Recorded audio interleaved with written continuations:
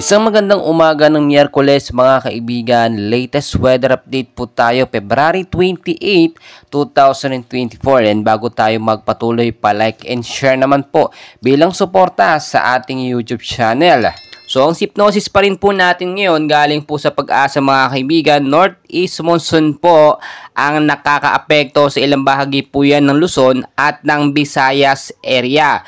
Mga kaibigan, may trap ng low pressure area tayo na binabantayan dito po sa bandang Davao region. So narito na po ang forecast weather condition natin ngayong hapon hanggang bukas po ito. Sa area po ng Davao region, Aksak Sargen, maulap po na panahon ng mararanasan hanggang ngayong hapon at hanggang bukas po yan. Matyagan po natin. Dala po yan ng trap ng low pressure area or yung extension po ng LPA. Impact po nito, posibleng pagbabaha, landslide po sa mga matataas na lugar. Mag-ingat na lamang po tayo sa heavy rains, isolated to heavy rains po ang ngayong gabi. Maging mapagbantay tayo kung aalis po kayo, magdala po kayo ng payong jacket, kapote, panlaban po yan sa biglaang pag-uulan. Sa area po ng Cagayan Valley, Aurora, Northern Quezon, Catanduanes at Southern Leyte, maulap din po na panahon ng mararanasan ngayong hapon. With light rains, dala naman po yan ng hanging amihan or northeast monsoon. Wala naman pong significant impact pero mag-ingat na rin po tayo sa biglaang malakas na pag-ulan, bahag-baha at gayon din sa mga landslide prone area.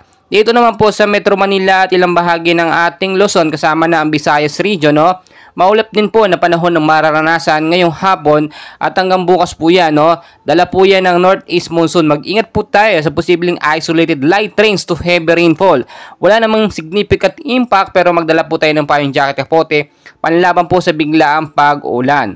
At ang ilang bahagi naman po ng Mindanao mga kaibigan na makakaranas din po ng maulap na panahon with isolated rain showers o thunderstorm, dala po ng easterlies at localized thunderstorm. Mga kaibigan, kahit nga po nasa El Nino period tayo, may mga pag-uulan din sa ilang bahagi ng ating bansa.